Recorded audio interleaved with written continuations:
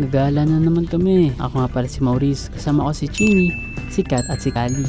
It's currently 10:35 AM at kakadating lang ng bus na sinakyan namin, kaya onti pa lang yung mga pasahero nito. Inahabol pa lang namin na makadating doon on or before 11:15, kaya sa mga oras na to gustong gusto na namin makaalis agad talaga. At bumiyahe na nga yung bus namin at nandito na tayo ngayon sa SM North. O diba ang bilis? Charis, joke lang, napakatagal talaga ng biyahe. Tara, baba na tayo. At tsaka, huwag natin kakalimutan magpasalamat sa mga drivers natin. Thank you po. Lagi nila tayo nahatid ng safe, hindi ba?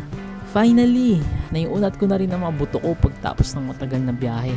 At ito na nga, kakababa lang namin sa bus at kitang-kita nyo naman na sobrang antok na sikat dahil sa biyahe. Grabe biyahe, 2 hours biyahe. Mamadali na kami para lang sa sine. Yup, narinig nyo ng tama. Magsisine kami dito sa SM North. By the way, mag-aalas 12 na nga pala ngayon. Sobrang lagpas na sa hinahabol namin na 11:15 AM.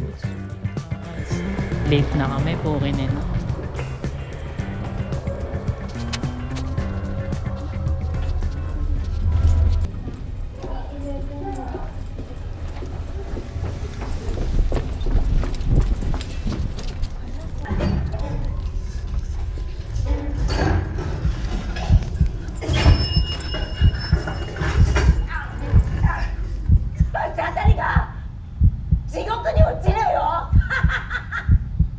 At kung nagtataka kayo kung anong pinanood namin, makinig kayo. So ang pinanood namin is yung House of Sayuri. Basically, it's about a girl na minamaltrato ng sarili niyang pamilya to the point na pinagtulungan siyang patayin ng sariling pamilya niya. After nun, umalis na yung pamilya niya papunta sa ibang lugar. Mula naman noon, naging haunted na yung bahay nila dahil sa ghost ni Sayuri. Kaya siya natawag na House of Sayuri. Tapos lahat ng tumitira doon, iniisa-isa ni Sayuri. Kinokontrol niya yung katawan ng biktima niya tapos magsusuicide siya. Up to the point na isang lalaki na lang sa pamilya yung natira. Siya, pati yung lola niya yung naging bida ng kwento. Tinuruan ng lola yung apo niya kung paano kakalabanin yung mga multo, which is by being positive at hindi magpapalamon sa takot. Long story short, nakuha ni Sayuri yung nais niyang katarungan nung pinarusahan niya yung sarili niyang pamilya sa tulong ng maglola. And the end. Rating ko sa kanya is 10 out of 10. Kasi binuot ni Lola yung storya. And also, yung magandang lesson na binigay niya, which is always stay positive. Kasi kapag positive ka, ma-overcome mo lahat ng challenges na dumadating sa buhay mo. And dun lang. Tapos na kami sa isang movie, guys. Kalahati lang yun pala. Kalahati lang. Okay lang, nasundan naman namin. Hindi naman siguro pala. Pero na-miss out natin yung Ganda.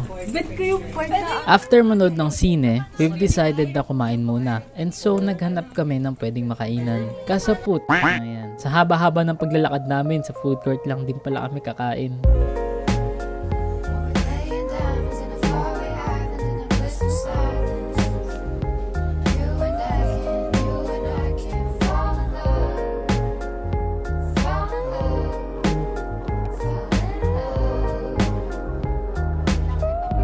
Pagkatapos kumain, naghanap naman kami ng milk tea shop, pero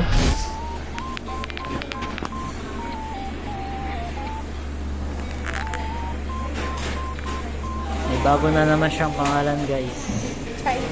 Binili namin pearl, chocolate with pearl milk tea, salty cream milk tea. Tapos, ina naka 450 agad kami. malapit na yung time nung next movie, kaya nag-decide na lang kami na i-take out yung orders namin. Tapos na sa tickets, kaso 15 minutes pa bago kami makapasok sa loob. Kaya tumambay muna kami, nang biglang Survey, married, single, legally, sheesh, in a relationship. may nagpa-survey sa amin about HIV awareness.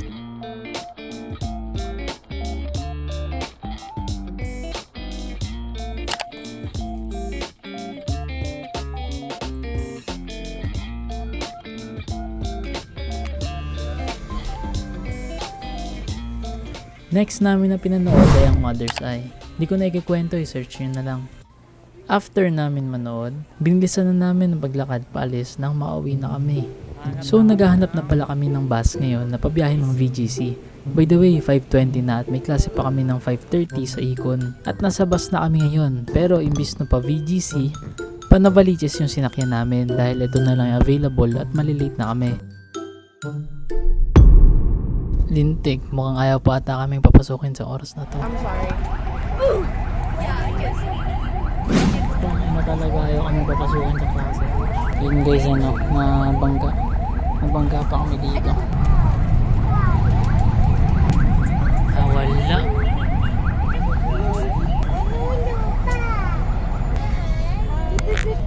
Wait lang first. Wala na, di na tayo ba? Ganto. Ay, ako din. Same. Diba, kaloka na. Lakad ko. Alex. Kasi lakad natin. Ano ba yun? Kapag ba yun? Lakad natin. Di ba nag-tayo sa lakad? Hindi, kasi yun. Basta kami ngayon. Makasaya. Lalarga na kami. Time check. Nagpa 6 PM na at nabalitaan na lang namin na nakawin na pala si Sir. So syempre, uwi na din kami. Bye bye.